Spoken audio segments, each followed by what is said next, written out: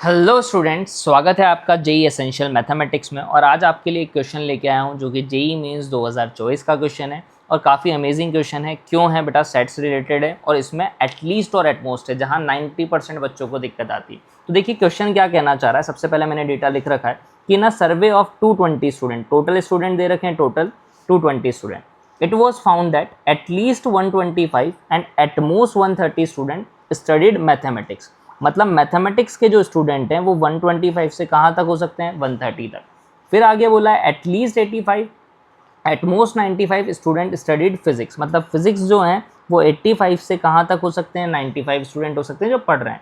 At least 75 student और at most 90 student क्या पढ़ रहे हैं? केमिस्ट्री। तो केमिस्ट्री का लिखा। आगे बोला है फिजिक्स एंड केमिस्ट्री कितने स्टूडेंट पढ़ रहे हैं? 30। 50 स्टूडेंट है जो केमिस्ट्री और मैथ्स पढ़ रहे हैं, तो मैंने केमिस्ट्री और मैथ्स लिख दिया। और 40 स्टूडेंट है जो मैथ्स एंड फिजिक्स पढ़ रहे हैं, तो 40 student maths and physics. 10 student है जो कुछ भी नहीं पढ़ रहे हैं, तो नन ऑफ द सब्जेक्ट। तो अब यहाँ से सबसे पहली चीज़ मुझे क्या पता लगी, अगर मैं पूछूँ आपसे mathematics union physics union chemistry तो क्या होगा? टोटल माइनस वो लोग जो कुछ नहीं पढ़ रहे हैं, यानी 220 माइनस 10 यानी 210 ऐसे स्टूडेंट है जो क्या पढ़ रहे हैं? कुछ ना कुछ सब्जेक्ट पढ़ रहे हैं। अब अपन से पूछा क्या है बेटा? M and N respectively the utmost number of student who studied all three subject। मतलब तीनों सब्जेक्ट जो स्टूडेंट पढ़ रहे हैं उसका मिनिमम और मैक्सिमम बताना है। तो मैंने मान लिया लेट x स्टूडेंट हैं जो क्या पढ़ रहे हैं? तीनों सब्जेक्ट। मैथ्स और फिजिक्स 40 स्टूडेंट पढ़ रहे थे, तो बचे हुए 40 माइनस एक्स सिर्फ मैथ्स एंड फिजिक्स पढ़ेंगे।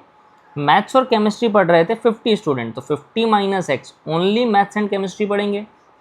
और मैथ्स और फिजिक्स 40 थे और फिजिक्स एंड केमिस्ट्री 30 स्टूडेंट थे, तो 30 माइनस एक्स स्टूडेंट क्या पढ़ेंगे अपने पास? सिर्फ फिजिक्स एंड केमिस्ट्री, जो मैथ्स नहीं पढ़ रहे। आगे मैंने मान लिया लेट सपोज ये M है, ये P है और ये C है। अब मुझे देखो गिवन क्या है। मैथमेटिक्स के स्टूडेंट है 125 से कहाँ तक? 130 तक। मैथमेटिक्स के लिए अगर मैं बात करूं तो मैं मान लेता हूं only maths plus 40 minus X plus 50 minus X plus x, यही होगा। 40 प्लस 50 क्या हो जाएगा? 90 minus X minus 2x plus x, समझ रहे हो? तो ये क्या बचेगा? सिर्फ 90 माइनस एक्स। मैं निकाल के भी दिखा देता हूँ आपको यहाँ पे साइड में कि मैथ्स का अगर निकालना है तो m plus 40 minus X plus 50 minus X plus x, यही आएगा। यानी कि ये आ जाएगा m प्लस 90 माइनस एक्स। आगे बात करता हूँ बच्चा किस चीज़ की, कि सिमिलरली अगर मैं देखूँ केमिस्ट्री के, तो केमिस्ट्री के लिए क्या है? C है तो C आएगा प्लस 50 प्लस 30 80 आ जाएगा। माइनस एक्स से एक एक्स कटेगा, एक माइनस एक्स बचेगा, तो 80 माइनस एक्स। केमिस्ट्री के कितने हैं? 75 से लेके 90 तक। सिमिलरली फिजिक्स के लिखेंगे तो P आएगा प्लस 40 प्लस 30 यानी 70 हो जाएगा। माइनस एक्स से एक एक्स कटेगा, एक एक्स बच जाएगा। कहाँ से कहाँ तक है? 85 से 95 तक। तो यहाँ से मुझे एक चीज़ तो और पता लग गई कि यार M plus P plus C अगर तीनों को ऐड करूँ तो क्या होगा? 90 प्लस 80 प्लस 70। 90 और 80 हो जाएंगे अपने पास कितना? 170 प्लस 70 यानी 240 minus X minus X minus X minus 3x। ये 125 75 कितना हो जाएगा? 200 प्लस 85 यानी 285। इधर इन तीनों को ऐड करता हूँ तो 130 90 220 220 और 95 हो जाएगा 350। ये पता लग गया। यानी M plus P plus C minus का 3x ऐसे लिख देता हूँ। 240 को इधर ले आता हूँ, 240 इधर आएगा तो यहाँ बचेगा 45, यहाँ बच जाएगा 315 माइनस का 240 तो 60 प्लस 15 यानी 75।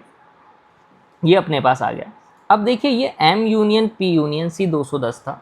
इसका मतलब क्या था भाई? सबको पता होना चाहिए कि NM plus NP plus NC minus MP intersection C P intersection M, ऐसे ही होता है अपने पास NP इंटरसेक्शन M और P intersection M intersection C plus तीनों का combination M intersection P intersection C, यही होता है यूनियन का फॉर्मूला।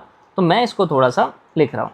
तो देखिए क्या होगा बच्चा कि ये 210 जो था वो क्या आएगा? इन सब का सम यानी मैं अगर डायरेक्ट वेन डायग्राम के थ्रू लिखूं बिना फॉर्मूले के तो m आएगा, p आएगा, c आएगा। देखिए m p c, फिर आएगा 40 माइनस एक्स, फिर आएगा 50 माइनस एक्स, फिर आएगा 30 माइनस एक्स और एक x, यही होगा।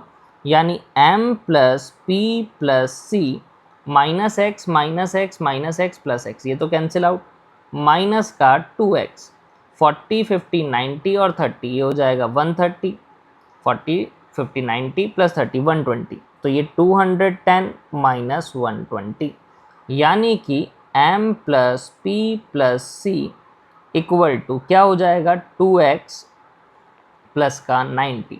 मतलब यहाँ से अब क्लियर कट हो चुका है अपने को कि यार 45 है, यहाँ से m प्लस पी प्लस सी हो गया 2x plus 90 minus 3x equal to 75।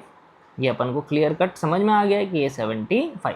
अब देखिए 2x माइनस 3x होगा माइनस x, इसको इधर लाऊंगा तो माइनस 45, इसको इधर लाऊंगा तो 90 माइनस 75 यानी माइनस का 15, यानी माइनस से मल्टीप्लाई करेंगे तो इनइक्वलिटी चेंज हो जाएगी, यानी 15 से 45। तो कई जने बोलेंगे सर x आ गया 15 से 45, आंसर टिक कर देंगे कि m 15 हो गया, ये हो गया 45 60 आंसर। ये गलत है बच्चों, ये गलत है। क्यों गलत है, रीज़न समझना।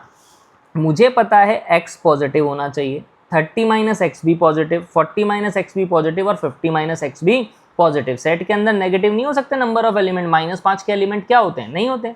यानी 30 माइनस एक्स भी पॉजिटिव होना चाहिए बच्चा, यानी x 30 से क्या होना चाहिए, छोटा। सिमिलरली x 40 से भी छोटा, x 50 से भी छोटा और x 0 से बड़ा, तो मतलब 30 से तो छोटा होना ही होना चाहिए। तो यानी कि 15 से जो 45 तक बोल रहा है ये करेक्ट नहीं होगा। क्या होगा करेक्ट, 15 से लेके कहाँ तक बेटा कॉमन आ सकता है, 30 तक।